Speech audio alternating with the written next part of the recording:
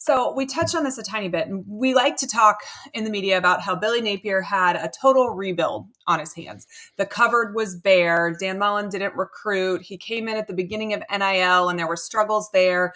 I think a lot of people like to talk about Florida's administration being somewhat slow to adapt to NIL or unwilling to adapt to NIL. How much blame does Napier deserve for where Florida sits going into year 3? Well, from an on-field perspective, a lot. I mean, obviously the record is there. It goes back to an old saying: "You are what you are on the back of your baseball card." Right? Like it's there. From a structure standpoint, I don't think he was ready to lead the off the field stuff.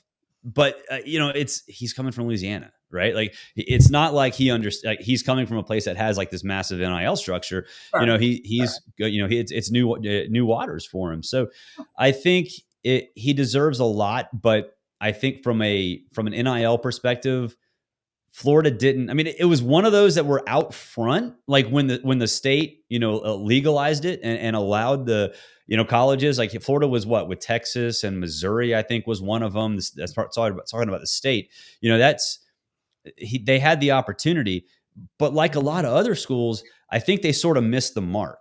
Right. Like I think there were so many different ideas on how to do this and do this successfully. I don't think enough attention was paid to the actual things that work in reality, right? They were trying to figure out, does the collective work, or how do you work in, local partnerships and all this other stuff. And look, you're kind of rolling the dice because no one really understood it. Now, in retrospect, I think clearly some schools did it correctly. Some states did it correctly. Florida wasn't one of them. And does Billy deserve blame for that? I don't think so. To me, that's just bad luck. Yeah. I mean, to be honest with you, because ideas for this were thrown around everywhere and nobody knew. Like nobody knew. And, even the Alabama schools, Alabama and Auburn, they were behind. And you're thinking like, how is Alabama behind when it comes to NIL structure? Yeah. They just misdiagnosed it. I mean, it happens. Do you think they thought like we have Saban, we're Alabama, yes, we win all of these championships, we have these facilities, we don't actually need NIL as much as everybody else does? 100%, absolutely. And it kind of goes back to what Saban said when he retired. It's like everybody was talking about money. Yeah, I mean that was instead of playing time in their postseason exit interviews or whatever. Everybody was talking about money. It wasn't playing time. It wasn't anything like that. And I think for a lot of these coaches, that rubs them the wrong way. And for Alabama, yeah, and a lot of other schools too. They just thought, hey, we have our reputation, we're in. I think Florida's guilty of that on some level. I think so too.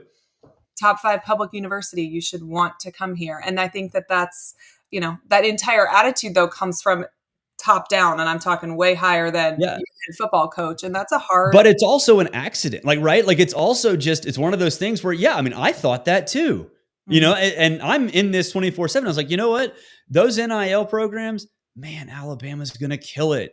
Just because it's Alabama, it's Florida, and that's just not how things turned out. And I don't know if you can blame anybody for that.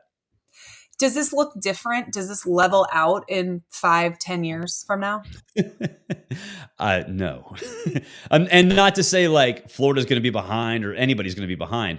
It's just, it's not going to level out just because every school has its own budget. Every school has its own boosters. Every school has, a group of people involved in a collective that have X amount of money, and it changes. And so, no, it's not going to change.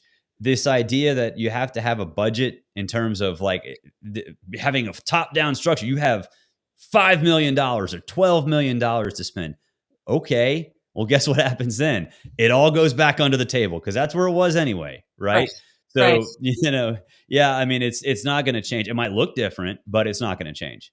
All right. Well, I appreciate you hanging out with us today. Tell everybody where they can check you out because you've recently moved. A lot of places. College Football Smothered and Covered. You can subscribe on YouTube, Rumble for video, Apple Podcasts, Spotify. I mean, all that stuff. You can read it Outkick. You can follow the Braves Report podcast on the Atlanta Journal-Constitution, which is a lot of fun for me right now as well. And then SiriusXM every Sunday, Sunday morning, but also kind of throughout the week, wherever they need me, which is going to be in a lot of places now that basketball season is over. Barrett is everywhere is the moral of it's a lot. Like when people ask me that now, I'm like, okay, here we go. Where am I not? That will be a quicker Yeah, exactly. Well, not covering soccer, thankfully. We appreciate you breaking some time off to talk to us on our little YouTube channel over here. This was fun. We're going to have to do it again. Absolutely.